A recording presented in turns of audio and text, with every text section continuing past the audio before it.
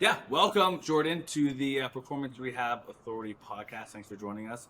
For you guys that are listening, we've got Jordan Mather here with us today. He is the CEO, one of the owners of the Clinical Marketer, a dope-ass program that helps cash-based physical therapists grow and scale their companies so they're not just figuring shit all out on their own without any systems. The Clinical Marketer is all about teaching the cash PTs strategy to scale. It's been described as, not a marketing agency, but a powerhouse like Cash PT incubator program. So Jordan, welcome to the podcast, man. We're excited to have you.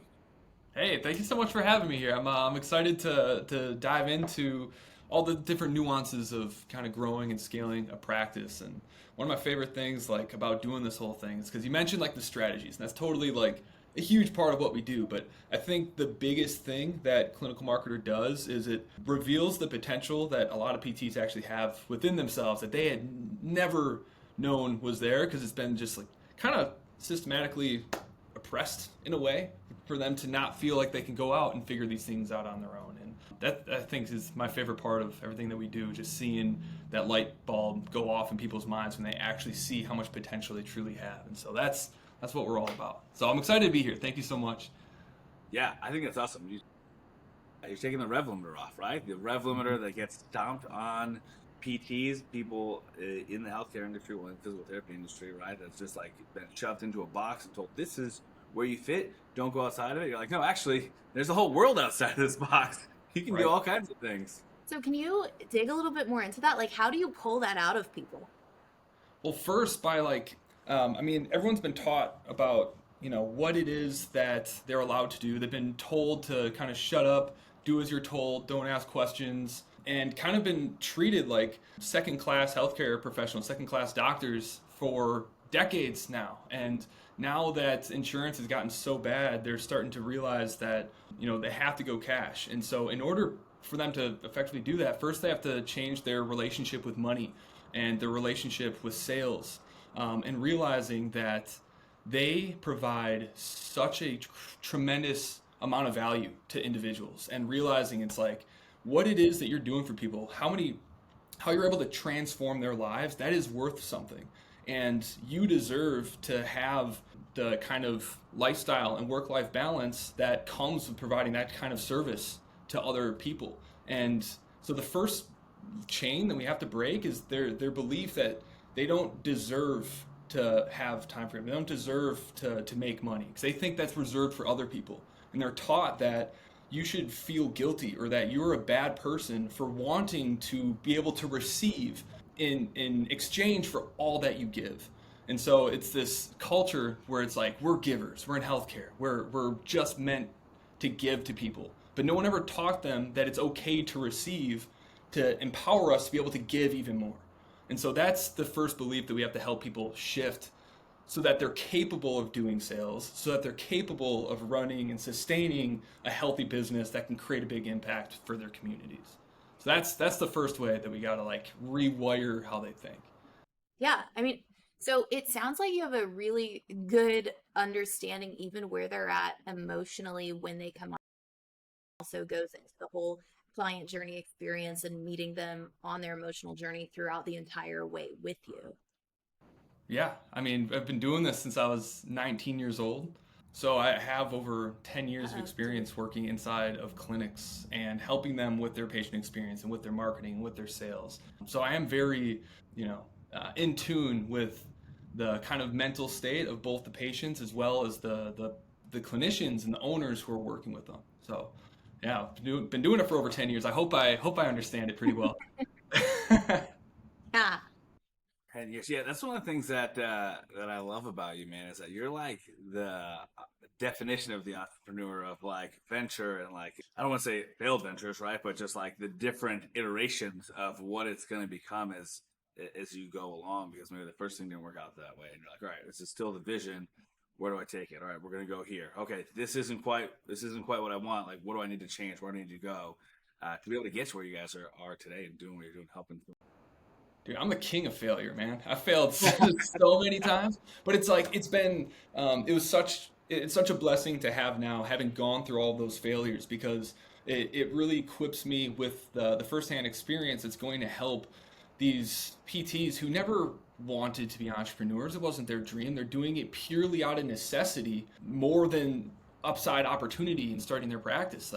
And so they're going to fail. They're going to fall on their face over and over and over again.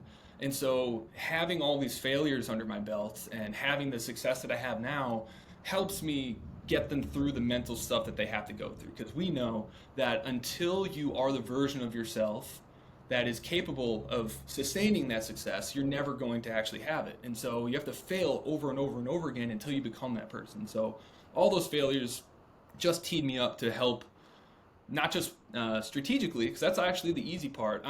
What makes, I think, me uniquely qualified to help people is on the emotional side, how to get through all of the trials and the mental chaos that goes on when you're first getting into entrepreneurship and trying to figure this whole thing out.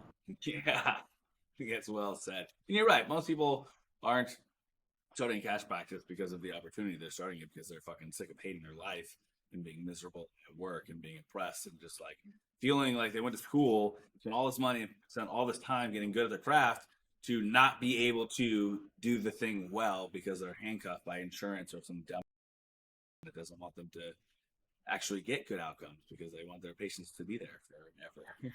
So they can make money off them. Yeah. Right, but it's creating this really, really exciting opportunity in this new wave where the things have gotten so bad where it's almost creating this.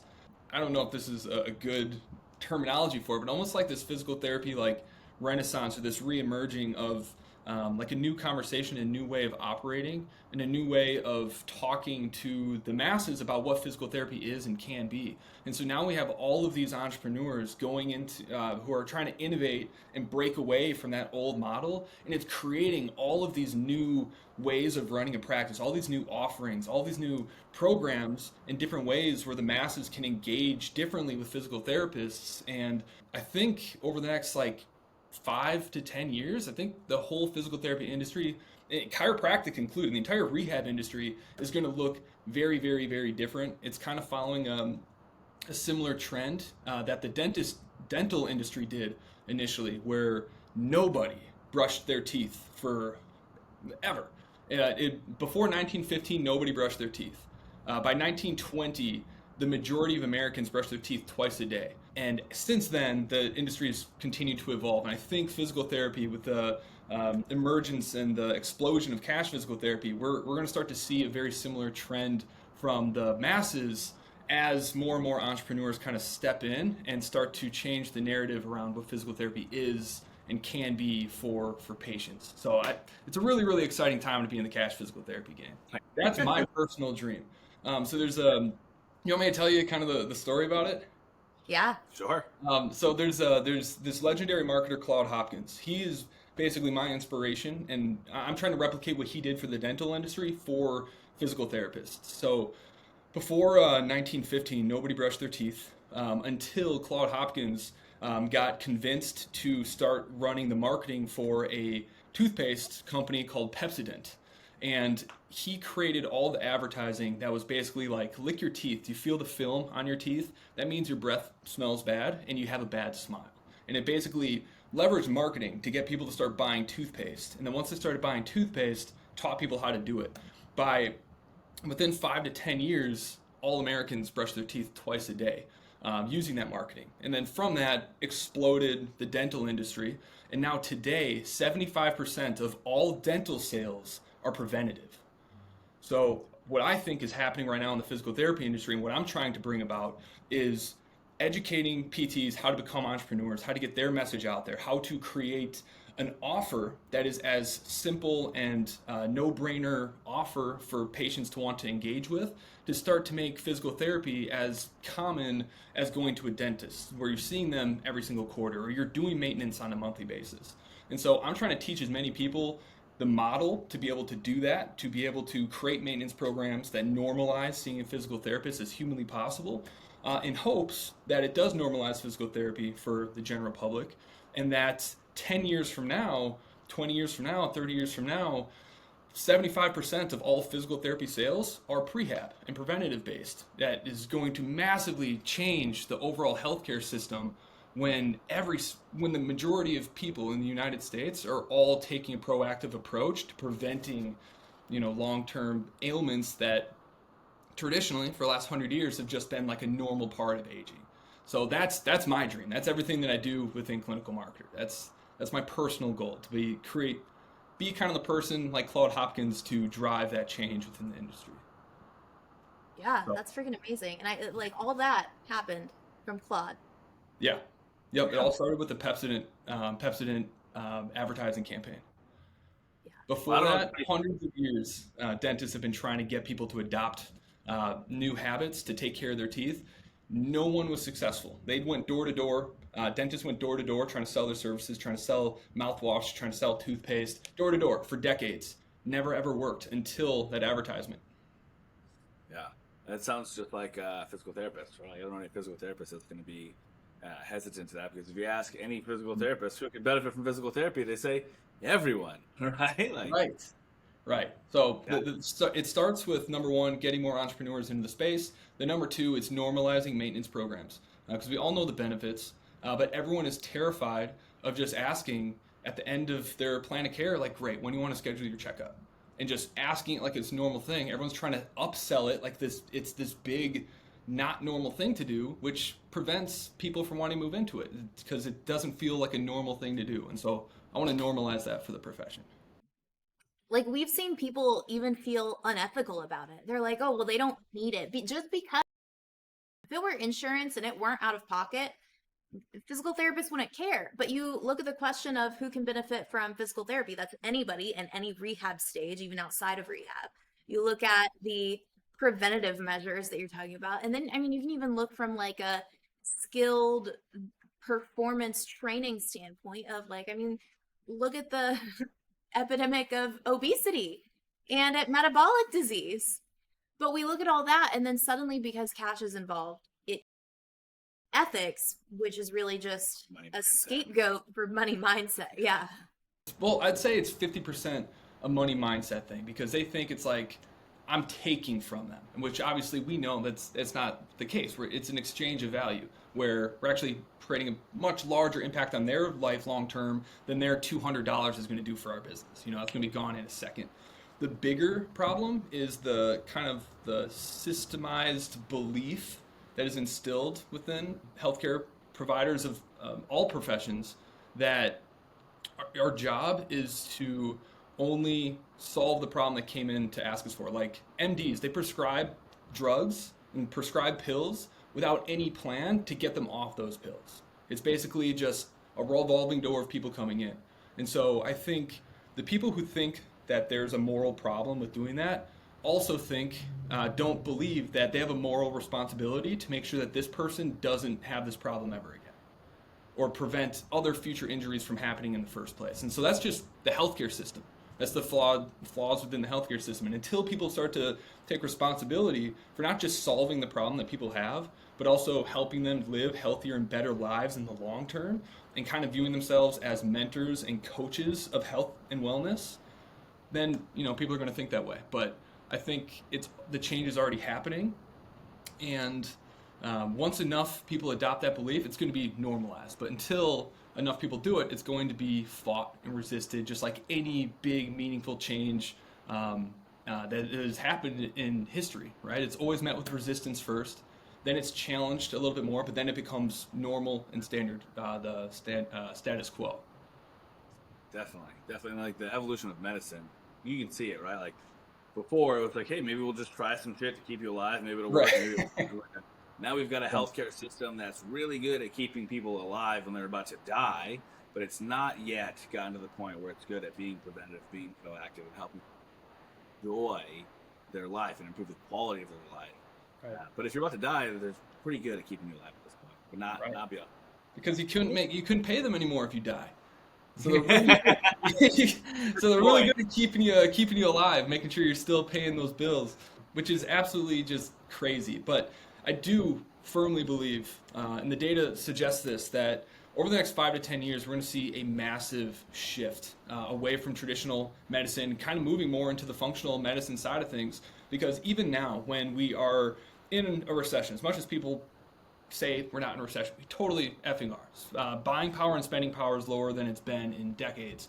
And despite all of that, the average individual in the United States, actually I think it's worldwide, or at least like the EU, splurging on health and wellness products continues to increase, even though people don't have the money to afford it. And so despite all those things, I think people are really, really sick, and they're starting to realize like we've been poisoned, like our food is poison. They're sick of just being prescribed things that aren't actually solving their problem, but it's basically a lifelong subscription that they now have to abide to. I think everyone's waking up, both on the healthcare side of things, on the practitioners, as well as the masses. So it's, like I said, really exciting time to be in cash physical therapy, because all this stuff is going on, and the people who spearhead this right now are going to be the leaders and the influencers for the next 5 to 10 years. Yeah, well, and I think the onslaught of social media and how the growth and technology and everything has been putting more gasoline on the fire. People are influenced by what other people are doing. So the more they see it online, the more people talk about it, the more they're going to be incentivized or influenced, whatever word you want to use. Yeah. To pursue these kinds of things. Roger's been reading a book about influence, and then like looking at from a consumer standpoint, sometimes people just need to know that the norm is changing and that like other people are doing this. Like there's the origin of shopping carts. Before, people just had baskets, and then somebody made shopping carts and nobody wanted to use them because nobody was using them. So he paid fake shoppers on the shopping carts in the store. And then the real shoppers saw really? That's so cool. Yeah. So, but you know, even to your point of like, it's already happening, right? Like when we started here, there was no other cash practices. Now, off the top of my head, I can think of 10 other ones that are in the area, right? So it's like we're already seeing a massive growth, and I mean, you've seen it firsthand. Of many people are out there and reaching out for help and like putting their hand up and saying, "I want to do this thing, but I'm not sure how." And so I think it's really cool. No, I was gonna say let's talk about that. I was gonna say let's bring it back around to like growing and scaling and maintaining like a work-life balance, because you mentioned that earlier, and that's one of the big things that people when they first made me get into business, like I'm gonna work for myself and I'm gonna have free time and I'm gonna fucking work on the beach, and then they find themselves working, you know, because they don't have systems, they don't understand sales, they don't understand marketing, or they're doing marketing locally and then they're bringing in a bunch of leads and then they're not converting them, and like it's a challenge, right? And then everything when you first get into business feels like it's super important, the world's on fire, and you need to solve every problem right away. So like when you talk about work-life balance, right? Like in scaling, like how would you even define that? Well, first of all, it's not something that comes right away. It is something that is earned, and there's so many people out there saying that it's so easy to get your practice off the ground, to build a team around you, because only once you build a team around you can you actually have time freedom and have like a real work-life balance. Like there's people who, coaches out there that talk about building a lifestyle practice where you only treat like 1 to 2 days, like 2 to 3 days a week, and then the rest of the time you can spend time with your family and all this stuff, and it's painted as this great lifestyle business. But that is ruining some people's lives following that advice, because when you're not treating the patients during those 2 to 3 days and you go out on your own, what are you doing when you're not treating patients? You're not spending time with your family. You're hustling your face off to be able to make sure that you're maintaining a full schedule during those times. And maintaining that solo entrepreneur state is one of the most dangerous places to be as a practice owner, because one thing happens to you. You have one life event. You go on a vacation. You get sick. Your business is dead. And now you're at greater risk than ever. So not only are you working harder than you ever have to maintain that schedule that you have, you're taking on more responsibility and stress than you've ever had at your other job, because all of the weight, all the hats, all the responsibilities fall on you. If anything happens, like you can't fill your schedule, you get sick, all of a sudden your family and you do not have an income. And that is a really, really dangerous place to be.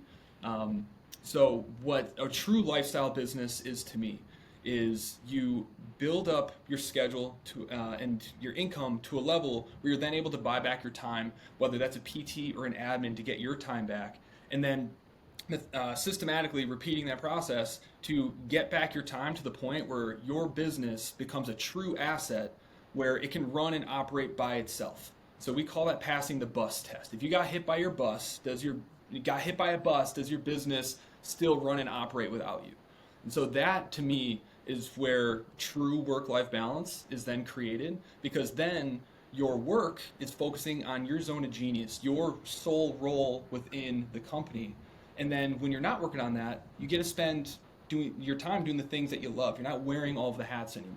And so there is a journey to unlocking that. And that's something that does have to be earned. As I said before, like, you have to become the version of yourself that is worthy and capable of not only getting the result, but sustaining that result long term. And that's not something that's going to happen overnight. You have to go through those trials and all of the hard stuff to be able to earn that. But the good news is, although it is hard and it is a challenge, and you have to break and kill off a lot of parts of yourself and a lot of the weaknesses to become that version of yourself, you can do it a lot faster than you think. We've had people go from, struggling for over a year within their practice to get things rolling, to then having a team where they're doing $60,000, $70,000 per month in their business, and they're going on vacations while all of that stuff is happening. And so you would be amazed at what can happen in 12 months. So, yeah. Sorry, that was a long-winded answer, but it's like work-life balance is possible, but it's not an easy thing. But you can get to it a lot faster than you think. I think to your point, growth in that manner where you're earning it is not linear. Like look at hiring somebody who's been a lifestyle entrepreneur and they're wearing all the hats. They probably don't have the leadership skills yet. They don't have onboarding in place. They're figuring out how to write a job description and an offer letter, and they're doing all of that themselves to bring somebody on board. And it doesn't always work out the first, maybe even the second time, right? And you delegate some of the activities, and then if it doesn't work out, then you're back to square one. You bring somebody on board again, but now you're smarter. And so sometimes you go in circles a couple of times as you keep going and get better at doing the thing, get better at leading and delegating. But sometimes people have some prerequisite skill sets where they figure it out as they go. I think the business growth and the scale and the way it happens, it's also dynamic, but that's what makes it fun. As hard as it is. Right. Infinite. Yeah. Right. And so I think that's just something that a lot of PTs, they aren't properly prepared for when they start their practice. There are people out there starting their practice that maybe would be a much better fit to go and work for another cash practice, because people are out there making it sound really, really easy. And although it is easier than people think it is a really challenging personal journey. The tactics and the strategies, insanely simple. If someone just shows you how to do them, anybody can do that. But not everyone is equipped to be able to handle the mental burden that comes with being able to get a practice off the ground, because there's different phases that you have to go through. The first one is like quitting your job and going in and betting and believing in yourself to actually get started. Like, that is a really scary jump that a lot of people just don't make. Once you do that, it's learning how to sell and create a service that people actually want, and be able to learn proper finances and managing a clinic. That gets really hard. Then it's time management. Once you get your time completely stacked, now it's like, great, how do I learn how to hire to get some of my time back? And it's like, all these skills come in waves, but yeah, it's challenging, but it's fun and it's addicting, and there's nothing that feels better than knowing that not only are you changing people's lives, but you actually built something that gives you the freedom of knowing it's like, my life is now in my own hands, and I did it, and I'm making money. Like, that's the best feeling in the world. Yeah. Personal story about the lifestyle business, if we take it a step back. Yeah. I've seen plenty of people do things like, I know most people for some reason that have ruptured their bicep tendon as a solo practitioner, that stuff. But I sold my car that I had a payment on when I first started my practice, and I bought a used car that wasn't that great for a couple $1,000. I was like, I'm going to save money while I do this. And the wheel ended up falling off, and my face met the steering wheel, and it shattered my orbital floor and medial wall. My eyeball got knocked back and down on my head, terrible concussion, 2 surgeries, and I had to miss a shit all me. Right? So it's like, when you're talking about like things happen, life happens, like it is a dangerous place to be if you plan on opening a practice and not having anybody else in it. Like it is something that, if something like that happens, like that, you have no control over that. But I couldn't work, I couldn't make money, and I was concerned about it. I tried to go back sooner than I should have because I had a fucking terrible concussion, and I made it like 20 minutes into a patient treatment, and I was like, I'm so sorry, I can't do this. My brain, like, will not work. Like I literally can't even sentence after trying to put my brain to so much work. So it's tough. But I am really glad to hear that you're okay. I mean, that's great. How long ago did that happen? 3-4 years ago. 3-4. Well, it was like 4 years ago, I think. Yeah. Yeah, not too long after I had started. Well, I had started. I was like pretty good. Things were going fairly well. I was in a sublease situation where I didn't have room to grow. So it's just like hanging out, making a ton of profit, right? Because as a solo practitioner, you can do that. You can find a low overhead spot, hang out there, make a shit ton of profit. And I was like, this is great. And then something happened, and I was like, maybe I should change something here. Right. Because it's not that people need to like hire and build their teams, get their time back like right away. Like that is also like a mindset journey that you're ready for when you're ready for. But like what I've found is like, when people first start their practice, like with us, like we start people off running paid ads because that way we're able to get cash flow coming in the door to buy them time to get the organic stuff to work. Because in a lot of communities with so many cash practices, it takes a while for that to work. And so for us, when people first start their practice, when they start the ads, when they start the organic side of stuff, at first they have the work-life balance that they had always dreamed of. Like, first of all, they're making money on their own, which they never thought would be possible, but they don't have a full schedule yet. And so they're able to spend time with their kids and with their wife. And a lot of our people are new parents as well. And so they have like their dream right out of the gate. And so what happens pretty quickly after that is like, they're like, this is great. I want to make more money. I have more gaps in my schedule. Let's scale this up a little bit. Then they get a full schedule. Now their work-life balance goes away, because now they're spending all of their time treating and, doing the thing. And then the next stage is like, now how do I get back to where I just was, but make more money doing it? And so once they're at that stage, now it's, my God, facing the fear of taking the responsibility for another human being in their family and their livelihood, and can I pay them? And so in order to get your life back, then it's like, so you can fill your schedule within like 90 days or so is pretty much how long it takes on average if you're running like effective marketing strategies. But then I found that it takes about 3 to 6 more months of having a full schedule before people are mentally ready. It's like, okay, I don't want to work this hard for the next 5 to 10 years. I have to hire somebody. And so most people don't want to hire right away, but after 3 to 6 months of having a full schedule, they're like, okay, screw this. I'm going to build the team. And then they get their work-life balance back. Yeah. It's crazy because the whole journey of entrepreneurship is constantly leaning into the things that scare you and that you don't want to pull the trigger on yet, but you need to. Mm-hmm. Yeah. Well, that's the funny thing, because like everyone's starting their practice out of necessity, not because it was their dream. And so it takes them longer, and they have to suffer longer because they don't want to do like the hard and scary thing. And that's, I honestly think that is a skill that is developed over time of like doing the scary thing. And I think they learn to love it, but it takes them a little while longer. Yeah. I really like how you explained just the stages that people go through in business, because it's reflective, it's accurate. Yeah. Of like how people are growing, how they're feeling, what the perks are, but then Like you've done this before. Right. just a few times, just a handful. Yeah. The other thing that a lot of people from starting is that they're not confident in their skill set. Like they just look at other people and they're like, all right, well, they're better than me. I've got to get to a certain point. And I think that is true. They do need to be like, I think baseline, you need to be a really good therapist and have some confidence in that, because then you're going out there, you're selling your service. And like you're saying, once you get into business, there's all these other levers that you've got to start pulling, all those other things that you you start to learn. So if you're trying to learn how to be a decent therapist, and at the same time you're learning marketing and you're learning sales and you're learning all of these other things, like all at once, you're already wearing all the hats of entrepreneurship. I mean, don't be wrong. Like, you can start a practice as a new grad, right? I just think personally it's going to be a bit more challenging because you've got to learn your job in addition to all of the entrepreneurial things as well. Oh, you cut out there right when you were saying, like, I personally believe.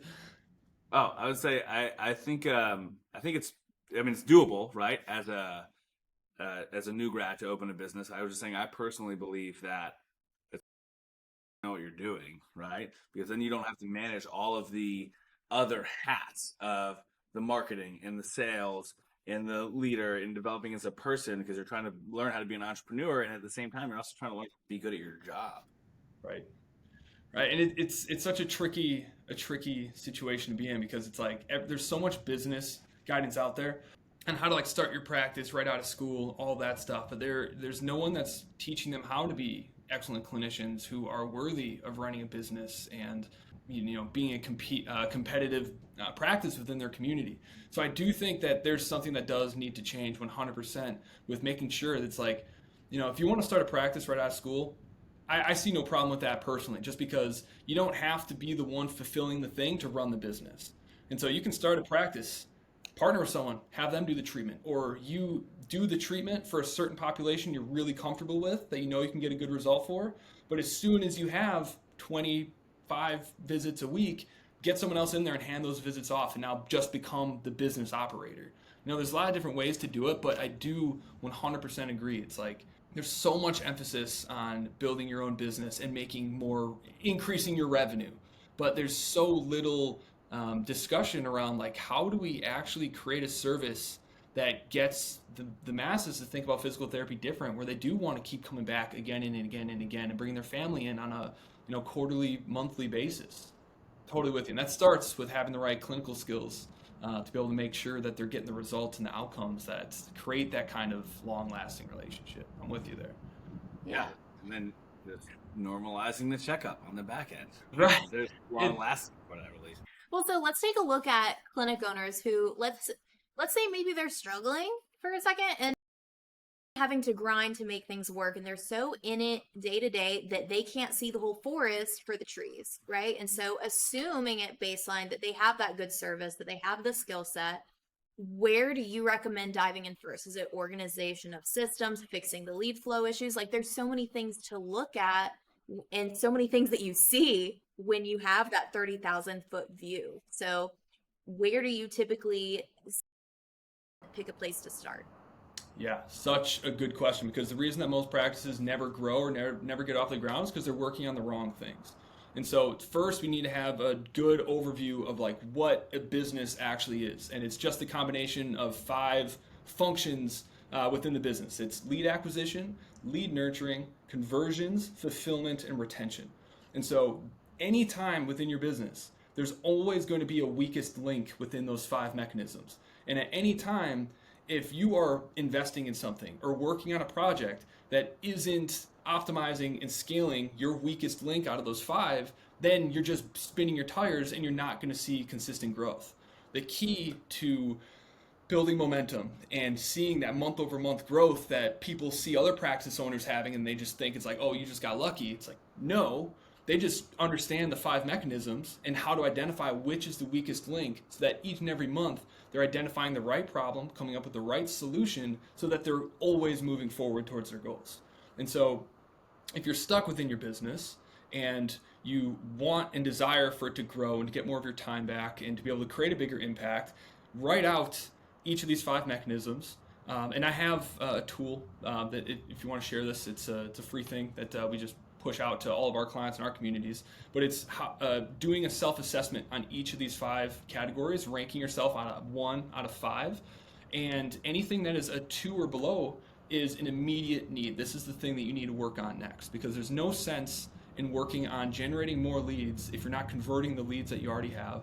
There's no sense in working on sales and getting better at sales if you're not retaining the people that you're already getting. And so there's an order of operations that needs to be followed, and we just need to treat our business the same way we take a look at evaluating our patients. going through and systematically identifying like what's the first thing that we need to work on, and just working on that thing until it's at a point where it makes sense to work on the next part. Yeah, I think that's great. Also, we'll link that for everybody listening in the show notes. So if you guys are interested in that, go down in the description and we'll link it for you guys right there. Yeah, man, that makes a ton of sense. So it's really prioritization, right? Of like assessment and then prioritization, just like you're saying, like a patient treatment. There could be all these different things you want to work on, but what's going to move the needle the most? What's going to have the biggest impact? And it depends on the business. I think a part of that too is why like no one effectively analyzes their stuff, because they're just trying to do too much at once. And they're trying to build Rome in a day, and they don't realize where it's like real success is built over the long term, and it's literally just doing the small things really well and just being consistent. And it's everyone overestimates what they can do in 90 days, but drastically underestimates what they can do in 12 months. And so if you just focus on one problem per month and test your best hypothesis, analyze how it did, and then try another thing, and just do that once a month, or focus on one thing every single month, you're going to blow past everyone else who's just winging it and just trying to do too much at once. The Navy SEALs have a saying that slow is smooth and smooth is fast. And that is what people really need to do, is to not panic, to take a breath. If you feel stuck and overwhelmed in your business, go lay in a hammock for an hour and think about it. Okay, like take a step back and completely remove yourself from your business, because a lot of you can come up with the right solution, you can identify the right problem, but you're not giving yourself the grace and the peace to give yourself the opportunity to even come up with an intelligent and informed idea. So that's probably the first thing you should do. If you're overly stressed, like take a few steps back. You got this. Yeah, I think that's great advice.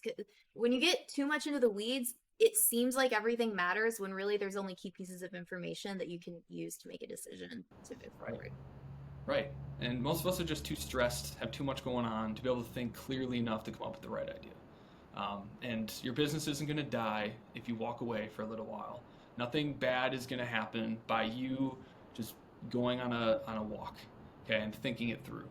A lot of us are just too strung out on arbitrary deadlines that we give to ourselves. That's just sabotaging our own progress, because it's almost July 30th and I haven't hit my goal yet. But it's like the end of the month is an arbitrary made up thing.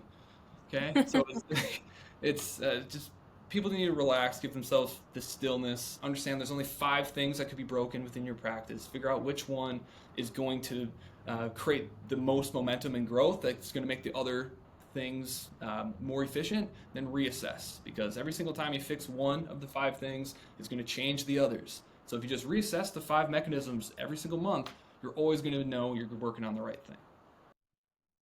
Yeah, I think you nailed it. And I think that's a really good place to wrap up the podcast too, and just say that, the last hour or so, the last 39 minutes, we've been talking about that cash clinic owners have, how to see the trees or how to see the forest when you're also trying to be too close into the trees. There's probably a better analogy out there. And just thinking your way logically through business, through just reasoning by having the framework and knowing where you want to go and not getting pulled down in that. I think this was great. So thank you for being on the podcast. We're going to description box what you guys just came out with, but is there anything else that you want to say or share? Yeah, I just want to say that if you're thinking about starting your own cash practice, or already have, and you're on a difficult leg within your business, just know that you can do this. There's people who are far less intelligent than you, that are far less hardworking than you, that are doing this successfully. And so you need to get out of your own way, give yourself a little bit of grace, because this is a really, really difficult game to play. And it does require a lot more mindset shifts and working on ourselves than the actual strategies and tactics, because until you work on yourself, all the strategies and tactics are going to slip through your fingers. And so if you are going through a challenging leg and things are really difficult, just know that those challenges are for you to help shape you into the version of yourself that you need to be successful. And so lean into the hard stuff. Pursue the failure, because it's the failures that give you the confidence. because confidence in growing a business isn't about knowing you're going to make the right decision. It's knowing that you are going to make the wrong decision, but you're going to be okay. So just do the damn thing, start your practice. You got this. Hell yeah. That's amazing. And real quick, if people want to follow along, they want to get in contact, they want to find out more about the clinical marketer, where do they do that? How do they go about that? Yeah, so you can go to clinicalmarketer.com, or you can find our YouTube community, Cash Physical Therapy Headquarters. We also have a podcast on there. So if you go to clinicalmarketer.com, you'll be able to find all of our resources and our trainings and things that we're dropping to help physical therapists find themselves within the cash physical therapy industry and start, grow, and scale their own practices. Oh, yeah. Dope. Awesome. Thanks, brother. Yeah, thank you. Thank you so much for having me. This is a lot of fun.